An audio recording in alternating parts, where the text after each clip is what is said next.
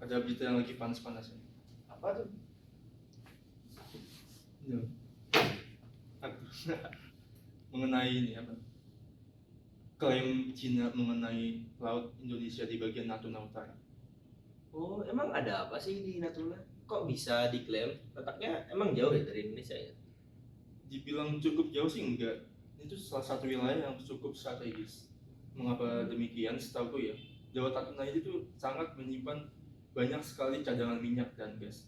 Dan setahuku juga ya, seingatku, bahwa di Natuna ini tuh dia tuh menyimpan cadangan gas bumi terbesar di Asia. Kaya juga ya. Pantes ya jadi lahan sengketa gitu ya.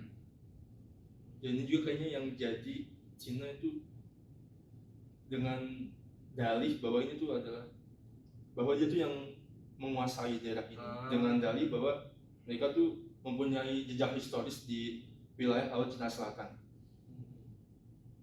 Jadi sekarang gimana nih perkembangannya? Untuk sekarang sih ya, perkembangannya tuh ya cukup panas. Setahu juga bahwa negara kayak seperti Amerika Serikat juga menekan Cina agar tidak terlalu agresif dengan nelayan-nelayan kita.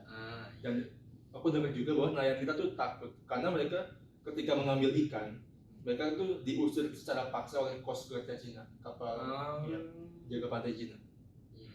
Bahwa padahal wilayahnya itu masih masuk ke dalam ZEE Indonesia, zona ekonomi eksklusif.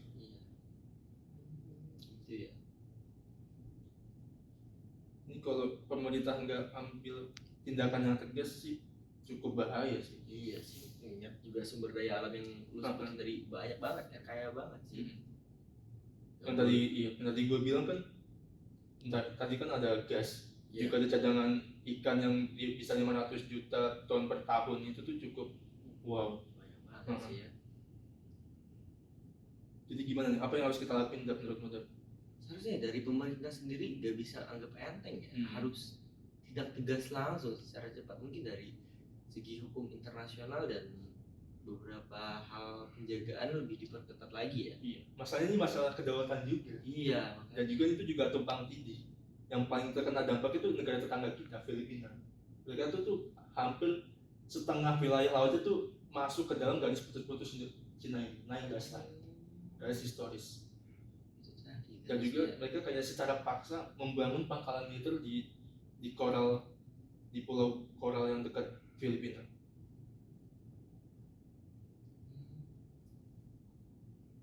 Apa mungkin ini ya? Apakah kita mungkin gini? Apa nelayan kita tuh memang harus dipaksa kayak kan kita juga yang sempat aku dengar di berita tuh mereka tuh mengirim ribuan kapal nelayan. Kayak mulai kayak menginvasi secara dan tanda kutip kayak formal entah apa itu kayak mengambil alih.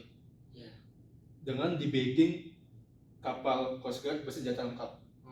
Nah, makanya itu yang membuat nelayan kita takut.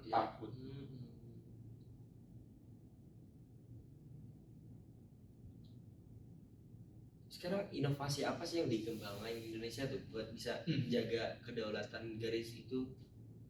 Seharusnya sih kan masuk ke dalam kepulauan yang agak atas ya, Natuna. Iya.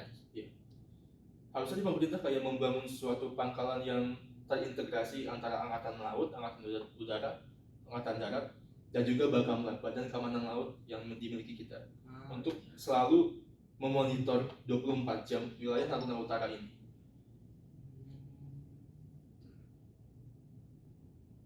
Dan juga emang harus tegas, jangan mentang-mentang Cina ini negara besar ya. Kita tuh takut. Kita tuh juga punya taring tuh. Iya sih.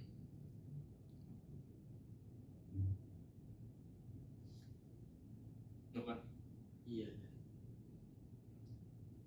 Sebenarnya udah tulis ya, dasar pemilikan Natuna itu di Nanti lain. Iya, sama di PBB juga udah tertulis dengan di UNCLOS 1984 kalau nggak salah. Itu udah jelas bahwa tuh kita tuh udah dapat bagian masing-masing.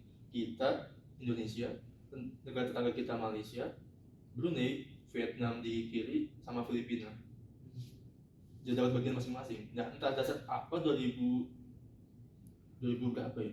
Itu Cina tuh ini mengeluarkan statement bahwa mereka tuh yang menguasai Laut Cina Selatan ini sebesar 2 juta kilometer persegi. Yang Nendesland tadi Iya. ya? Oh iya. Dan jangan dengar juga bahwa Nendesland itu muncul setelah Perang Dunia Kedua.